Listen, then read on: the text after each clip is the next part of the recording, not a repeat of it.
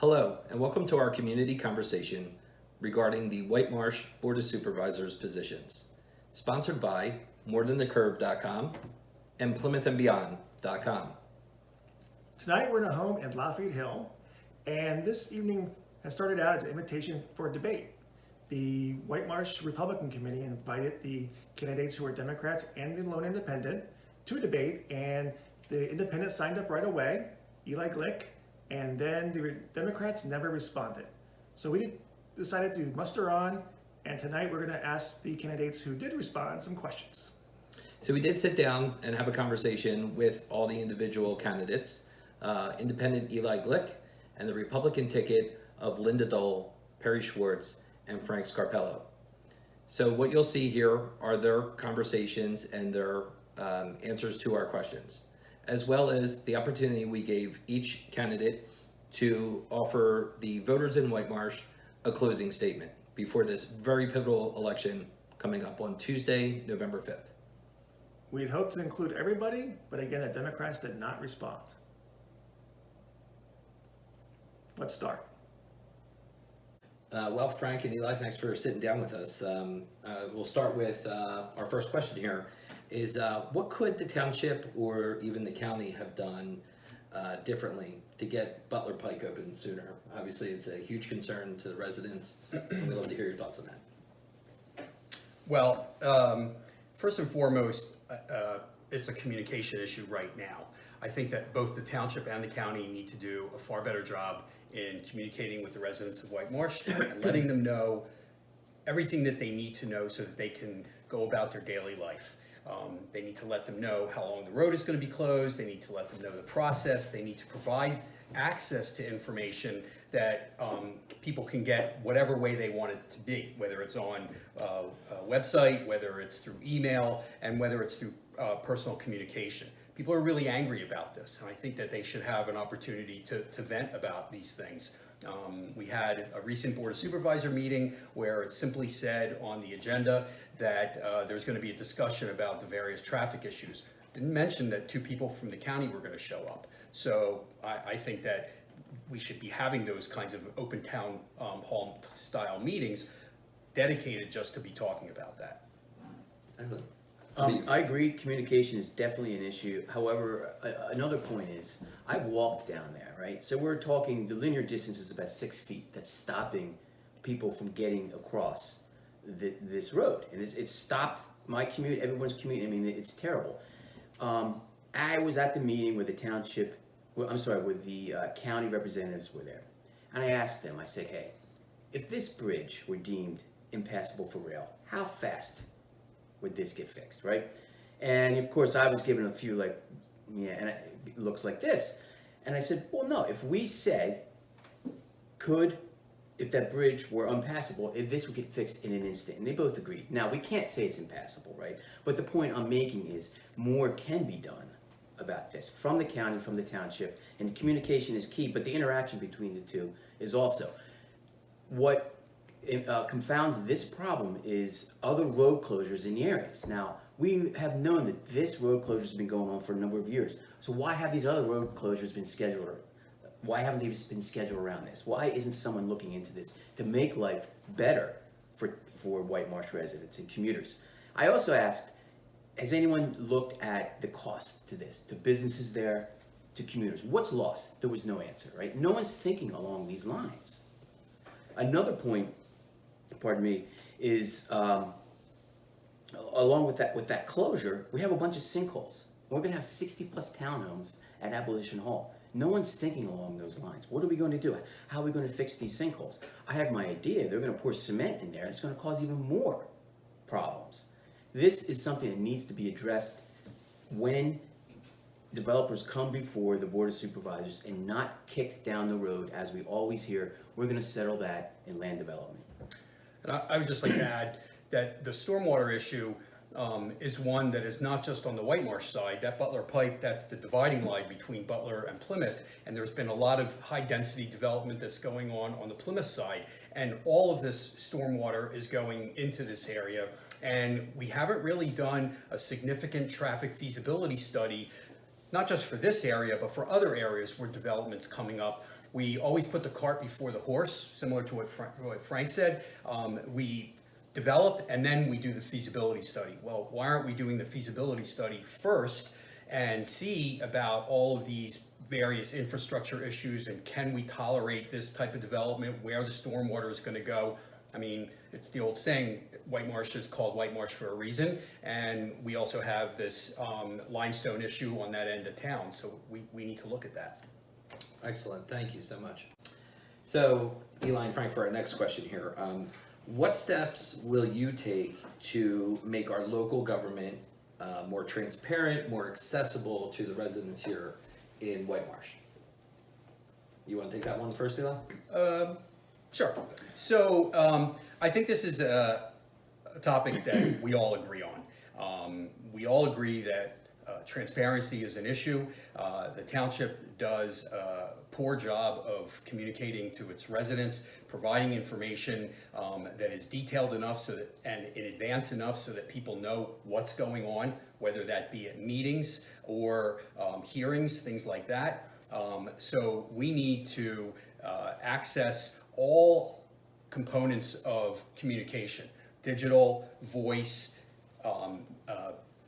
email, written documentation. And for me, I would like to see us have a director of communications whose full-time responsibility would be to communicate with the residents, but also internal communication that goes on amongst the various boards and commissions within Whitemarsh Township. There's not a lot of communication that goes on there. So for example, the Shade Tree Commission doesn't know anything about what the Environmental Advisory Board is doing, and the Open Space Committee doesn't know what Shade Tree is doing. And they're all linked, and they need to all communicate with each other. Well, Chris, you're talking about adding positions to the government. That of course will increase costs to the residents here. How do you plan to cover that or make budget adjustments to, account for an additional salary for what I'm assuming is a full-time communications person? I believe that we warrant that, but I don't know that it's going to cost additional monies to pay for that. The first thing we have to do is we have to look at our budget. We're not able to do that right now as residents. You can get access to information by filing right to knows, but at the budget meetings, it's done with people's backs to you. There are no microphones. There's limited access to asking questions. So it's really hard for residents to understand where the $62 million is being spent. We get a pie chart that's in our Whitemarsh Living magazine, but that's not really the details. So first you start with the idea, and then you figure out how to pay for that. And I think that we probably can figure out a person that's there now, or maybe we need to change the team, if you will, to get that to be the way we want it. Okay. How about you? Look, so let's define the problem first. The two places where transparency and communication fundamentally affect Whitemarsh residents and taxpayers is with development and then hearings with finance with the Board of Supervisors. With respect to development, there are three ways a taxpayer and a resident can get information. One is you have to live within 500 feet of a proposed development. You're going to get a letter in the mail. You're speaking about a development change or yes. zoning. Yes, with respect to development. The second way is an ad in a newspaper. And the ad is in an unnamed newspaper, and we don't know the date, when it's going to be there. So somebody has to subscribe to this newspaper, read the legal notices every day. The third way is the township puts a little white sign on a development. Now, we're in the year 2019. These requirements come from the Pennsylvania Municipalities Planning Code, right? Which was drafted, I think, 1968. 2019, let's use our internet. Let's use our webpage. Put things up there, easily found without the legalese, and just tells taxpayers, hey, this property at this address and this is what is proposed. Somebody can go to the website right away and see it. And this information should be out there as soon as possible. Because if you have a right, if you live within 500 feet, you have rights to question witnesses at these hearings. So you need to have the facts about what's going on. You can't call up a lawyer and say, I want to show up, I need you tomorrow night. Now, with respect to finances, Whitemarsh Township has, at the last Board of Supervisors meeting, $1.2 million of expenditures. Half of that was for salary, 50,000 was for pension costs. So I said, what's the rest for? The answer was, you need to file a right to know, Eli said. Now, a right to know request is a document you submit to the township. The township then gives it to our solicitor, who charges us, by the way, to review the right to know request and says, you can give out this information, you can't. Now, I don't know about you, but if I go to my bank and say, how much did I take out, how much I deposit, I don't get charged. This is something that needs to change. We need to eliminate these right to know requests. That's just an easy thing. Using the township website would be a second easy thing. I disagree with Eli on hiring someone. We have the people at the township, we gotta make them do what we want. And if you go to whitemarshstrong.org, we have a whole section devoted to transparency. Okay, well, thank you very much.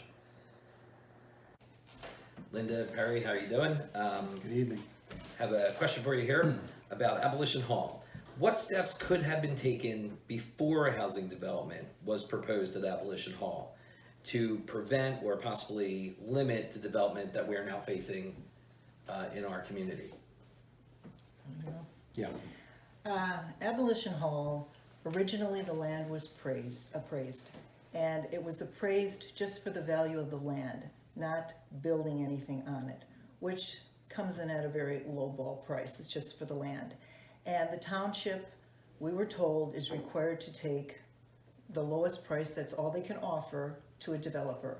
And of course, the developer can make much more money with townhouses on there. So it wasn't even, we shouldn't even spend township money to do that. A second time during this process, we asked the township again to look for an appraisal. But this time, don't bother doing it unless you're going to get it appraised what the land will be worth with the townhouses on it. They did not do that. They came back again with the same type of appraisal just based on the land. And so we spent township money again on just appraising the land. So now we have all these townhouses going on there because the township cannot buy it because obviously the owners want the more money that the developer can give them. So now we look at the land. What should be done first in the process of development is look at the Open Space Committee, the Environmental Advisory Board, the Shade Tree, the geographical land formations. We have wetlands there. Wetlands have been discovered. There's about 3 wetlands. Sinkholes have been discovered. There's several sinkholes. The developer wants to use detention basins to consider it open space. The land just cannot accommodate this many townhouses. We have stormwater management problems. The people who live on Marple Lane, they already get stormwater in the back of their yards. This is just going to exacerbate it because you can believe that the townhouses will not have water problems. The water will be flowing downhill into the neighborhoods that already have stormwater problems. There's just so much that could have been done by looking at the land itself beforehand and seeing what is the feasibility of putting this many townhouses on there. And it went to the various zoning committee and they gave them conditional use, which could have been stopped right there because it's required to have so much parking. The way they got the parking done was that you're going to be parking sort of off-site and you have to walk on a sidewalk to get to the houses. That right there the township could have said, no, this is not acceptable, that we're not going to grant you that conditional use. They also want, the roadways are going to be narrower than they need to be, which is, Perry as a volunteer firefighter knows, sometimes you need 2 fire trucks in the road. It's just, there's so many things that could have been looked at. And it just appears the township solicitor, when we were at the meetings, discussing this at the Board of Supervisors meeting and the zoning meeting, you would think the solicitor was actually on the developer's lawyer legal team. They would not let the Friends of Abolition Hall bring in their expert witnesses to testify about the land, the wetlands, the sinkholes, the environment. The township solicitor just kept denying their ability to speak. So one wondered, who was the township solicitor representing? Right now, it's actually in the appeal court, and we're waiting for the judge's decision. Well, that's great, and it sounds like you know that's how you would like to take it forward. But I was looking more for what do you think the township should have done before the development was even proposed? Is there something they could have done Is there something they could do to prevent another abolition hall Yes, with the oh, remaining definitely, open space definitely. that I'm sorry we for have? misinterpreting what you said, definitely. It's that, going back to the communication, which was some of your other questions. Whenever development, I believe, is being considered, there should be a town hall type of meeting that brings together anybody, any party that's interested. Not, as Frank had mentioned previously, the people who live within 500 feet. We're all affected by the traffic down the road, the infrastructure. We're all affected. And anybody who's interested, let's bring everybody together before we hear from the developer, just so we can ask logical questions of what is going to happen here. A meeting beforehand between all the residents, the interested parties, for any piece of land would be preferable. Okay. Well, Perry, as a follow-up question there, if you guys are elected to the Board of Supervisors in Whitemarsh, will you be taking a look at now current zoning laws or the current comprehensive plan that's under review to maybe curtail or limit or find more appropriate development for what space we have available or the density that we're allowing in different development areas of the township? Absolutely. One of the things, just in conversation that I've been in over the years, it seems that with the prior board, when they were first discussing the sale of the land there, it was zoned for townhouses because the township supervisors at that point felt that it was necessary to make accommodation for all different levels of the expense of housing, low cost housing, medium cost housing, upper cost, and so on and so forth. Townhouses being the low cost housing. And so they took that, they zoned it for that because it was on the corner of the township, it was out of the way, and there probably wasn't any consideration at all for the historic significance of Abolition Hall. But as far as looking forward and looking at the zoning and so on and so forth, we will definitely look into tightening things up because it seems that a lot of times when the attorneys for developers come in, they delve into the minutia of all these zoning laws looking for some kind of a twist or a hole where they can put in what they want, although the intention of the zoning was not to do that particular thing. So if we are elected, part of our program will definitely be to look at all of these ordinances and tighten them all up. For our second question, Perry, maybe you take this one here. There's been a lot of recent concerns and chatter online and different community groups about the quality of service that the residents of Whitemarsh are receiving from their trash and recycling provider. What can be done to either improve the service and hold the current vendor accountable or ensure that the residents get better trash and recycling service as they would expect from the outsourced service? There are still a lot of municipalities that have their own in-house trash collection services. I don't know why the township moved away from that. I would think obviously for financial reasons. I personally cannot say that I've had any issues with my trash pickup and collection, even down to the point where I find the personnel that are involved to be very accommodating as far as making sure that the cans go back where they're supposed to be and so on and so forth. The other issue involved is the Covanta thing. Recently, there have been problems with their facility where residents of Plymouth have been stating that they hear explosions and there's irritating emissions coming out and so on and so forth. I think that we have to make sure that if our trash is going to go into that kind of a facility, those issues are taken care of. If not, we cannot be in the Covanta facility. And other than that, I have no problem personally. I've experienced no problem, and I've not seen anything on social media complaining about that specifically. I do know that we used to have 2 trash pickups a week, and then that was downgraded to 1. But again, in my neighborhood, we don't seem to be having a problem with them. Okay, well, that's good to hear. How about you? Wish I could say the same. And from speaking to other people, I guess, I prioritize whether something's really a problem or not. And it's not that big of a problem for me, but I know it is for other people. And I guess, first of all, I think it's a misnomer calling it trash and recycling, because I don't believe they do that. I have seen them in my own neighborhood throw the same, go around once and throw the trash in, and then go around again and throw your recycle in. And I don't know if that's because they're running behind on their schedule, but I think there's many times that both go in the same place, and I believe it goes to Covanta and it just gets burned. I think it's all lumped together.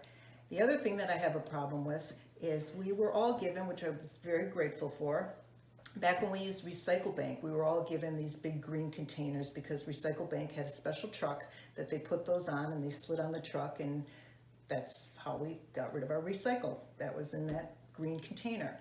Well, this company, Mascaro, does not use those containers. We can still use them, but they don't have the kind of truck that can lift them up. And they are pretty heavy. They're on wheels.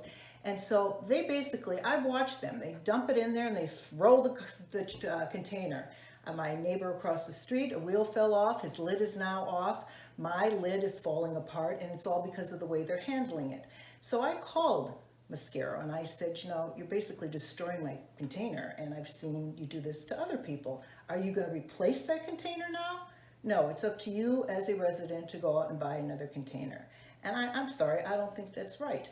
And I also kind of think it would be a nice little thing if whoever we hire, I'm hoping we're looking at a new trash company, that company, just like Recycle Bank, would supply a resident new to the township with their first container. That would be part of the contract, is that when we get a new resident, you supply the first container. Maybe that way they would take care of these containers more. So that's the issues I've had with them. Just as a follow-up to what Linda's saying, I personally have never seen the recycling go into the same truck as the trash, but I agree with you that if there's an issue, that might happen sometimes. And also, I have no connection, just as a disclaimer, I have no connection with Mascaro or anybody else. But they also destroyed my recycling container, and I called them, and their response was, you go ahead and out and buy it and we will reimburse you for it. And I went online to try to find something, and there was really nothing of the quality that the initial container that they supplied was equal to. So I called them and I told them that, and they said, well, what do you want? And I said, well, I would like a container the same quality as I had originally. And that the next Saturday it was there. Oh my gosh. Yeah. Can you call for me? Honest story. But you Additionally, have the public works I do personally know somebody who's in the trash business, and according to them, these days with China not buying our recyclables anymore, a lot of the recycling is going into the trash. That has been well reported by several news sources, that up to 50% of Yes. Trash, and it's not just Whitemarsh or Montgomery County. It's everywhere. It's a national. It's everywhere. It's a national issue, and up to 50% of recyclables are now no longer being recyclable. It's costing townships tons of money. Do you guys have plans on how to address that for Whitemarsh? I think, you have to go out and look at bids, and I know that the township is doing that now. I believe that that come the end of this year, they are supposed to select the trash company. And I guess I've always heard that our township basically goes for the lowest price. And I know you are by law, you have to look at the lowest price, but I'm pretty sure there's other things that are looked at too. The quality of service. It's not just always the lowest price. It's the lowest price, but it's the lowest price with the quality of service. And I'm hoping that our supervisors in our township, because there have been so many complaints this year, are going to consider that. And, right now it appears that we have two options. It's either the Covanta facility or it's the landfills. And which is the lesser evil, And if we get in, I'll guarantee that in addition to that, we will be looking for other options, thinking outside the box.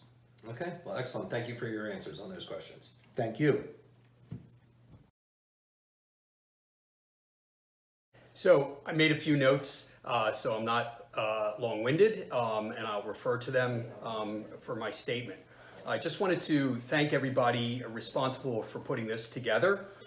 This should be an important part of the process for electing Whitemarsh supervisors, as it gives the public another view of the candidates that is different from the traditional bullet points found in the promotional mailers. I'm sorry that the Democrats are not here to participate. I consider my friends joining me here tonight just that. They're my friends. We don't always agree on everything, but we always have shown up for various meetings in Whitemarsh Township to fight for a better quality of life in Whitemarsh.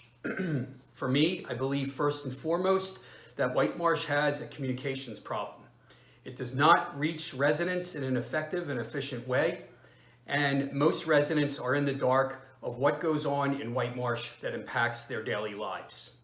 3 examples of this include the problems we recently had with our trash management, traffic and road closures, and in just the last few days, keeping us informed about the many storm-related issues.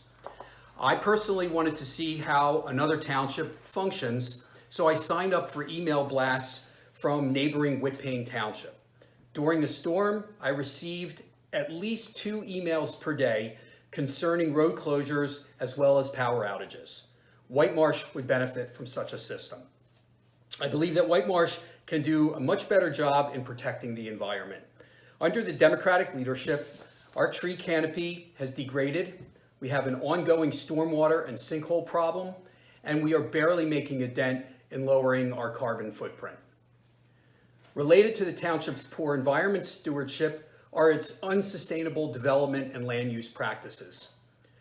Over the last 10 years, Whitemarsh has granted many variances through the Zoning Hearing Board and waivers by the Board of Supervisors that allow developers harmful modifications to our ordinances that are intended to protect the health and welfare of Whitemarsh residents. We cannot continue down this road. We do not have the infrastructure in place to manage the pace of growth we are on. Our quality of life has suffered, and we need a change in leadership who puts residents first and over those of developers. So what brings me here tonight, the whole reason I've decided to run, started a few years ago, where I got a letter in my mailbox that said a super Wawa was going to go over in Sunnybrook Avenue, highly residential area. And I said to myself, how can this happen? I did a lot of research, and I started to read a lot about land development and how information gets out to people and what townships are responsible to do. And through this process, I learned how communication to taxpayers is stacked against taxpayers. We have minimum requirements that have to be met by Pennsylvania law. And the minimum requirements are very, very minimum. It's ads in newspapers, little signs on properties, and letters to people that have a residence within 500 feet of a development. Now, I wasn't within 500 feet of this development, so I would have never gotten noticed. I noticed about it. So through this, I contacted the Zoning Hearing Board. I've done a number of things, written a lot of letters to try to get this communication changed, and it has all been met with a solid wall of resistance. So that leads me to why I'm doing this tonight, and that is to improve communication, transparency to taxpayers and residents in Whitemarsh, along with having a Board of Supervisors that has a vision for what's best for the township and won't follow any ulterior motives.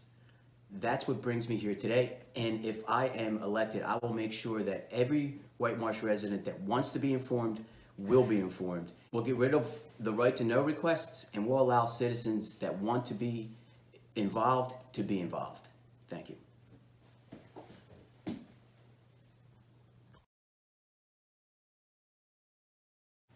Hi, the reason I'm running for Whitemarsh Township Supervisor is because I have a passion for helping other people. And I have been living in Whitemarsh for 30 years. During that time, I have done so many volunteer jobs that I continue doing. I'm president of the Friends of the William Jeans Library, which I've been for 7 years. I've been involved with the Friends group for about 15. I volunteer tutor at the Colonial School District. I've been doing that for about 15 years. I'm on the board of the Colonial School District Education Foundation. I've been doing that for 3 years. And I have, most importantly for the township supervisor position, is attending township meetings. All the advisory meetings, from planning to environmental advisory board to open space to the HARB meetings, just every single meeting, because you need to. All these groups need to know about each other. They all should be attending each other's meetings. A representative from each one should go to the other meetings so that there's not a disconnect about what they're all doing, what we're all trying to accomplish, which is the best Whitemarsh we can get. I go to the zoning, I go to the Board of Supervisors meetings, and I have a pretty clear picture of what is all happening and what needs to get fixed. And with that knowledge, I feel that I can help other people the way I've learned to kind of help my own neighborhood. My neighborhood has been flooded twice, to the point that it was up to the first step of my basement, going to come into the top part of the house. That should not happen where I live. I do not live by any body of water. Now I'm paying $500 a year in flood insurance, which was really hard to get because they said you don't live by a body of water. During those 2 years of flooding and working with the township, working with my neighborhood, I was able to bring everybody together and find a solution. I moved on from there to get involved with the school district and different people in my neighborhood because it abuts the school district property. We're having issues with things like lights on fields and noise, and it didn't really affect me. But that's not the way that I work. I work, if this affects somebody, whether it affects me or not, it affects all of us. And that's the way I view everything, is that every single development that's going on in this township affects somebody. It might not affect you directly, but you need to show up and be there. You need to help your fellow neighbor with these issues because you have knowledge. You might have had that knowledge from what happened to you one time. And we all need to be working for each other. And I just feel that I would make a significant value if I was elected Board of Supervisors. So thank you.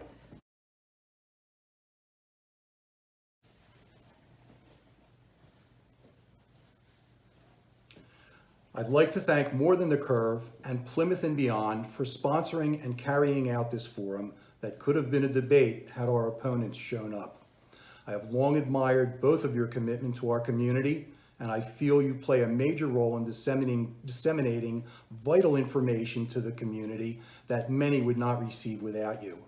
For the past 5 months, my running mates and I, along with Eli, have done our absolute best to assure you that all we have is one mission, and one mission only, to bring control and the destiny of Whitemarsh back to its citizens. Decisions are being made regularly by the current Board of Supervisors and some of the committees and commissions below them that undermine the best interests of our residents and township, even when the residents try to become involved and fight them, often to no avail. We have pledged to you that our mission is the best interest of Whitemarsh and its citizens, and that we will never be influenced by outside entities in making the decisions we must make in order to improve the quality of life in our township. We have kept our campaigns positive. I have been attending township meetings since the primary. If you attend them too, you would see and hear things that would make your head spin. Whitemarsh needs a board that will stand up for the residents.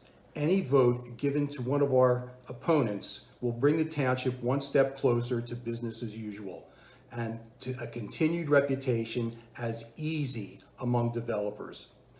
In closing, your votes for any of the 4 candidates present tonight will be well served, and any votes for our opponents will ensure the same downhill direction and the township is traveling now. The 4 candidates here in our pledge have promised to listen to what all of you have to say regarding policy. Vote in the best interest of yourself, your family, and your township. Please take a few minutes to go to whitemarshstrong.org and read our platform for yourself. Thank you all, especially my disenchanted Democrat friends, for your support over the last 5 months.